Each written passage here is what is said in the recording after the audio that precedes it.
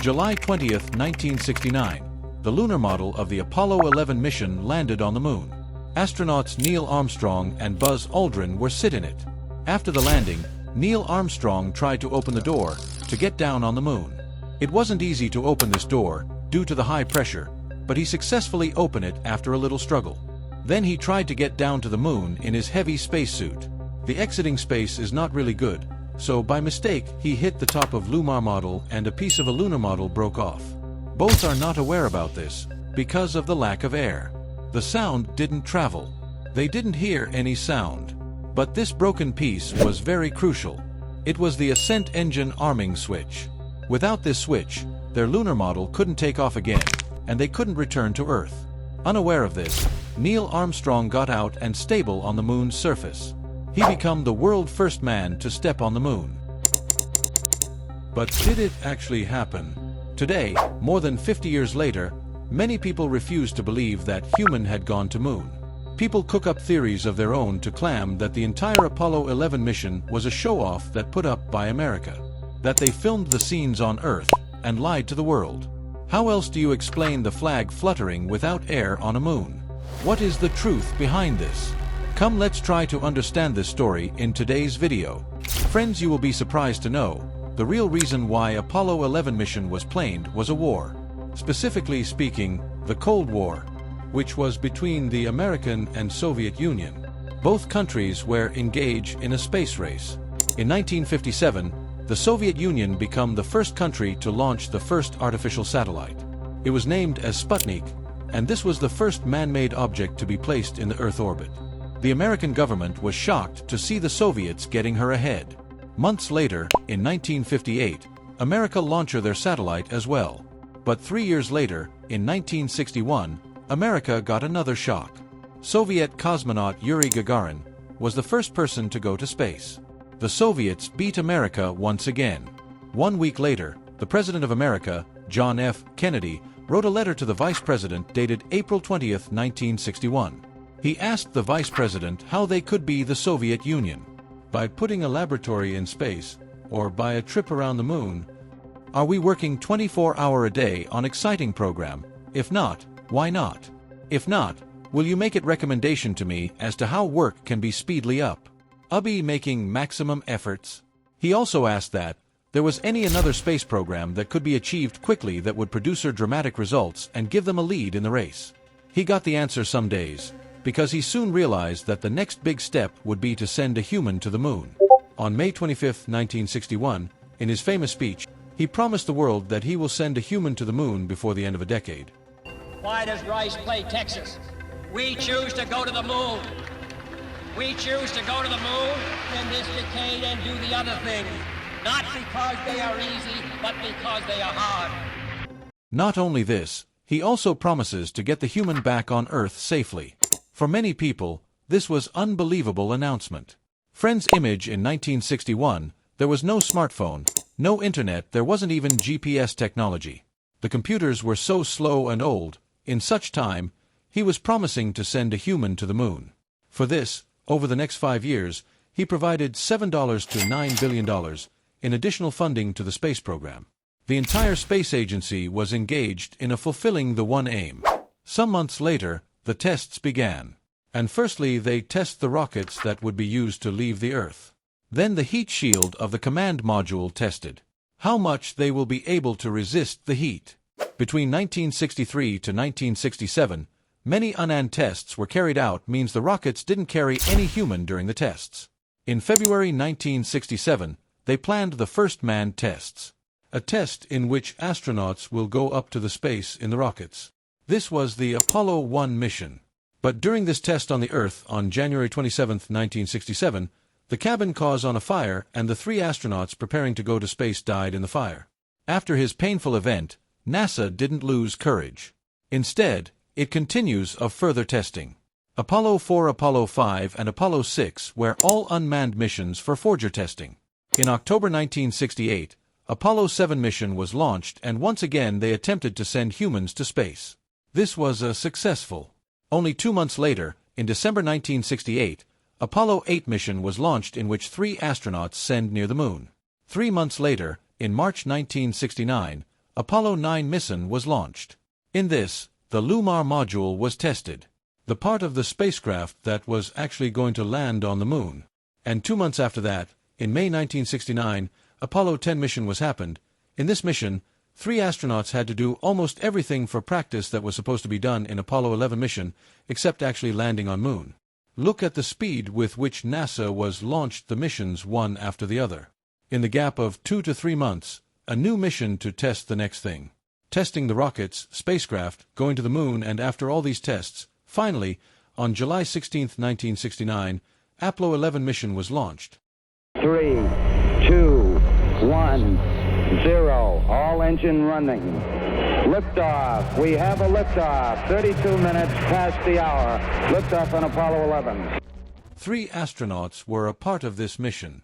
38-year-old Commander Neil Armstrong, he led this mission. The pilot of the command module, Mitchell Collins, and the pilot of a lunar module, Edwin Buzz Aldrin. This 3 names are inscribed in the page of a history. Neil Armstrong and Buzz Aldrin become a famous names, everyone knows them today. But Michael Collins isn't very popular. The reason for this is very interesting. I will tell you later in this video. The switched off the Apollo 11 mission had 3 main parts: the command module, service module, and the lunar module. The first 2 was collectively known as the CSM, Commander and Service Module. The aim to detach the lunar module and have it land on the moon. And to return, the lunar module will have to be relauncher and attached to the CSM to enable the astronauts to return to Earth. To launch this spacecraft, a Saturn V rocket was to be used. Before the launch, the rocket was loaded with 1 million gallons of a kerosene, liquid oxygen, and liquid hydrogen. The weight of this rocket was 3 million kilograms. With its help, the spacecraft reached Earth orbit. It took less than 10 minutes to reach the orbit. Then they made about 1.5 revolution around the Earth. After, when they were given the permission from the mission control was based on the Earth. They communicated their permission to begin a trans-lunar injection, means taking the spacecraft out of Earth orbit and towards Moon orbit.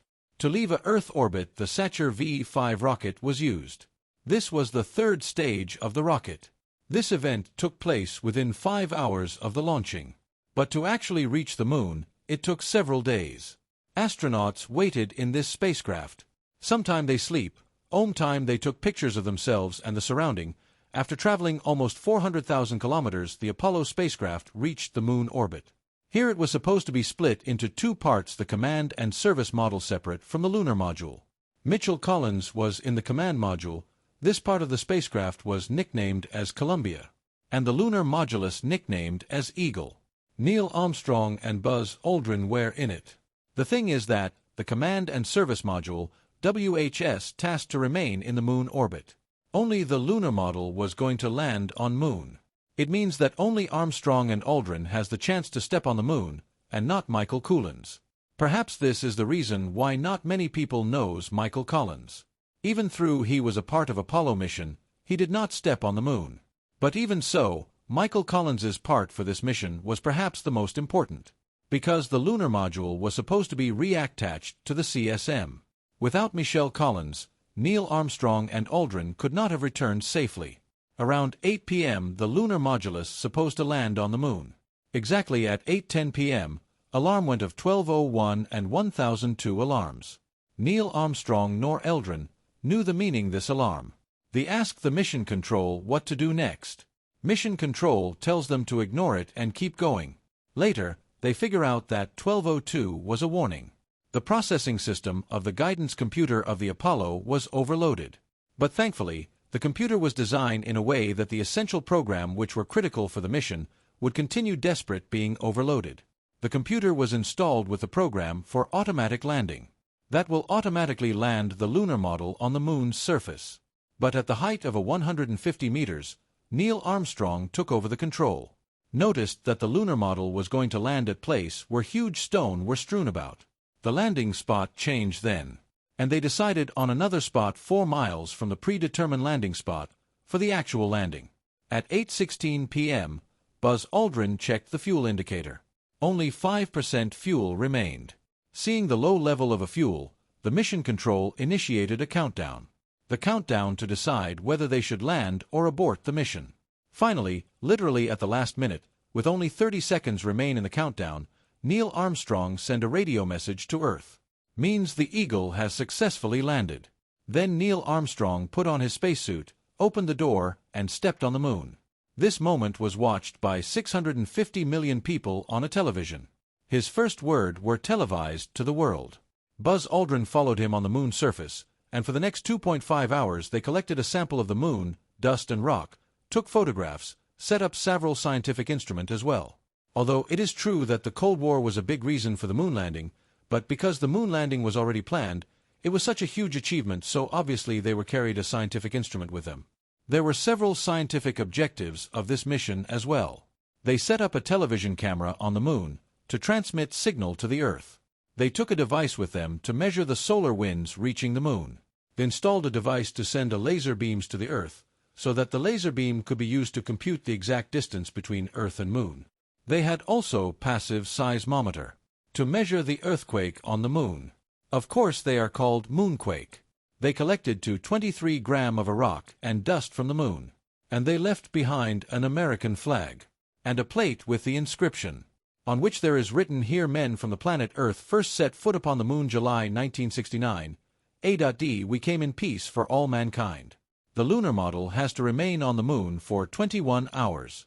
After that, it has to take off once again and attach to the CSM module. But to go up, then you love propulsion. And for that, they needed an engine. Both Armstrong and Aldrin were unaware that the switch to turn on the engine has broken when they were getting out from the Eagle. But when they came back to a lunar module, they realized what had happened. Then they informed the mission control about this damage and looked for a solution to resolve the situation. They come up with an interesting solution to the problem. Now, what exactly is a switch?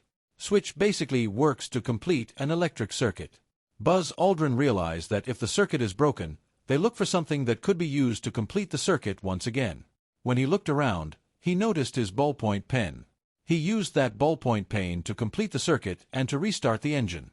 Finally, the lunar module was reattached to the CSM, and the 3 astronauts turned the spacecraft towards Earth. The plan for landing on Earth was that the command module and the service module would be separated, but the service module would then be destroyed due to Earth atmosphere. But there was a danger that if the service module was damaged more, then the parts of service module debris floating all around, they may hit the command module, killing the astronauts on board. To avoid this, NASA installed thrusters in the service module to take it away from the command module so that they do not collide with each other. But when the astronauts were returning to the Earth, the 3 astronauts could only sit in the command module and watch the service module break apart around them. Its debris was floating all around them.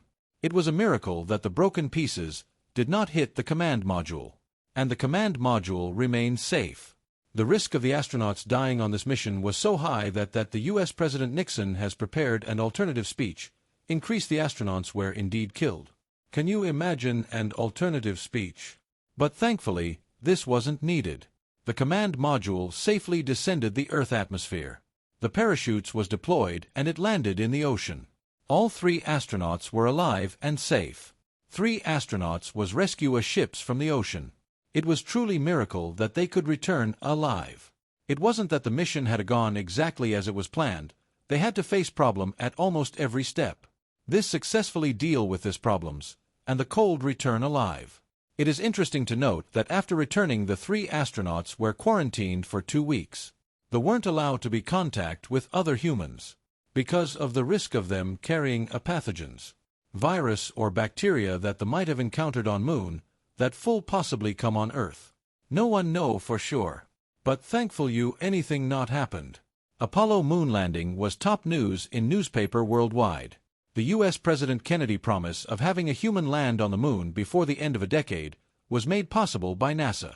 But it isn't very suspicious that the decade that was about to end in 1970, a year before that, in 1969, America had reaches the moon? But many people says it can't be that to have an advantage in the Cold War, America planned a fake moon landing operation, can it?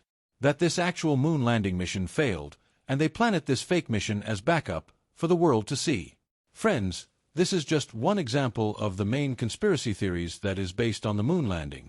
But friends, the truth of this conspiracy theories has already been debunked several times. If this was a fake attempt by America to fool the world, the Soviet Union would never have acknowledged it. But in the Great Soviet Encyclopedia, published between 1972 to 1979, this moon landing was said to be a factual multiple times. The Soviet Union had actually acknowledged this mission. But what about that flag which was planted on the moon, was fluttering? There is no air on the moon. Normal flag had one long vertical rod, but there was a horizontal rod in this too, right at the top of the flag, so that the flag would always be extended out. Because everyone working in NASA knew that if a flag is floating on the moon it wouldn't flutter due to the lack of wind, so they decided to add horizontal rod at the top so that the flag could always be properly visible. But on the Apollo 11 mission there was some problem extending this horizontal rod, so this couldn't be extended till the end, which caused the ripple that we see. There were waves in the flag. That's why people think that the flag is flittering. But actually, the flag isn't flittering. You can see the flag fluttering only in the video where the astronauts are holding it and making it move.